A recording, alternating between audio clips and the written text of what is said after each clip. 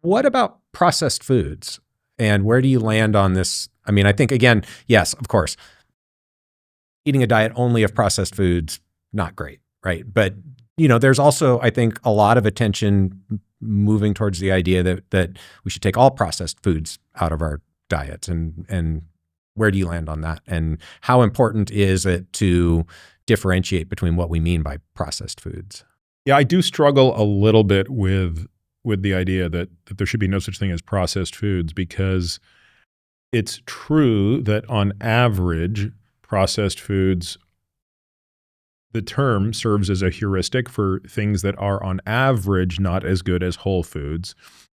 It's sort of like saying, imagine like some really evil emperor came along and said, man, I just want to get rid of all the unhealthy people. Anyone whose BMI is over 25, I'm going to send to another planet.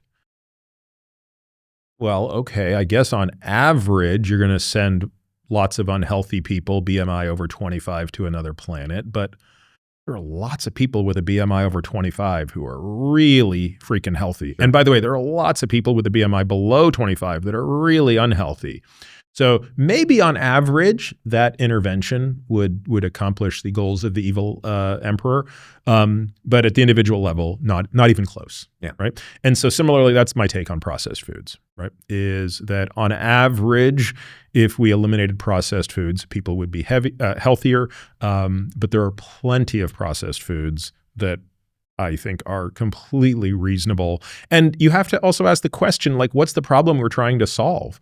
Like, if people had infinite time to, buy fresh foods every single day and cook them, that's great. But a lot of people don't. And I have means and I don't. Yeah. Like, I don't have the bandwidth. I mean, I was telling you before we started this podcast, like, what did I have for breakfast today? David Bar, 3 Maui Nui venison sticks. Shameful plug for 2 companies that, I also have an interest in. But I mean, that's what I'm eating for breakfast most days. And you feel like that. And those are both processed foods. The framework of a diet that you consider healthy for you. Yeah. I mean, look, I also happen to have the benefit of knowing everything about those companies. So I know exactly how the products are made. And I wouldn't necessarily just say I would eat any protein bar and any sort of, jerky stick. Right. But, I happen to know what goes into these things. I happen to know that, I am maximizing protein and minimizing calories. That's what I'm trying to do in that meal. It's always after I've worked out, right? So I'm trying to provide substrate for muscle protein synthesis.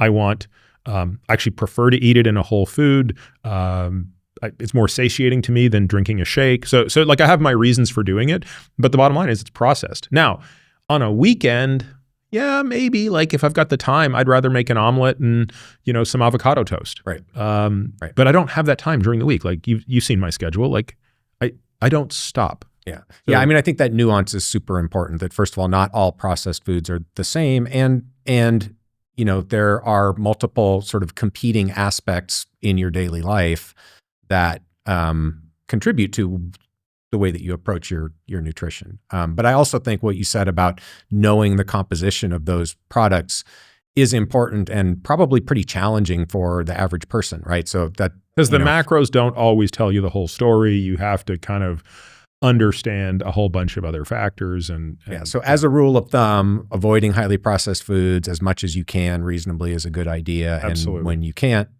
as best you can, know the macros for sure and the quality of the ingredients as much as you can. Yeah. If you had to rank what you eat, when you eat, and how much you eat, how would you rank those in terms of importance for health and longevity? Well, that's tough.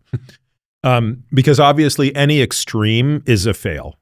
Like if you only ate the most farm to table, organic, perfect, remarkable regenerative food, but you literally consumed 2x the amount that you needed to be in energy balance, that's bad. If you always ate a slight caloric deficit, you were 5% below and you maintained, a very, very lean body weight. You were almost always in a state of some hunger without being malnourished. And you did it on Twinkies. That's bad. Mm-hmm. And if you compressed all of your eating to a 3-hour window and, blew it on other metrics, that's bad. So I think it's maybe not the easiest way to frame that question. I'm not going to Rich Miller you on that, but you can imagine what Rich would say. What if I said you have to rank them, but you can rank how close they are to each other? No, I mean, look, I think, or maybe you can't. Maybe you don't think it's worth trying to. Well, to do that. I think that the data would suggest an answer, which I think is probably the best place to start. The data would suggest that how much you eat probably is the most important thing. Mm-hmm. In other words, energy balance probably trumps everything else.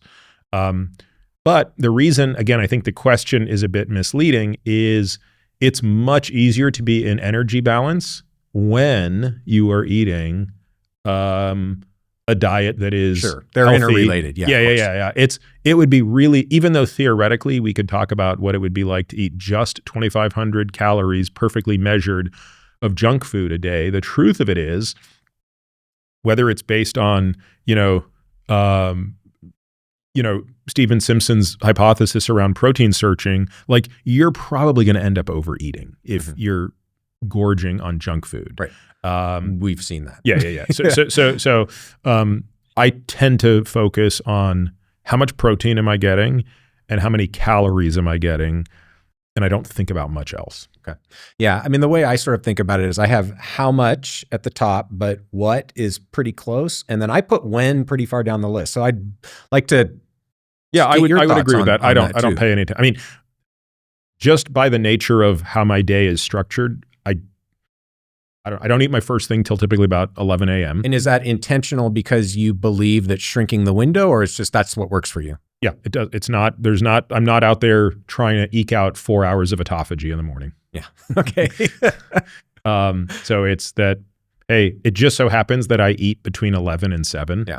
I think there's nothing magical about that fact. And by the way, if at 7 o'clock in the morning my kids don't finish their French toast, like they didn't, I'll eat it. Like I don't care. Yeah. Right. Yeah. Okay.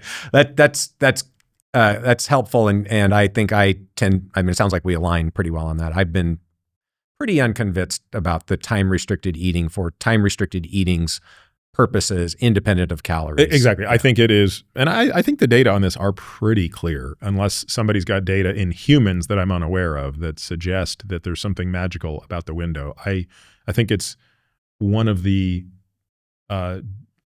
good tools to restrict calories. Yeah, for a lot of people, it helps restrict calories for sure. Yeah. Okay.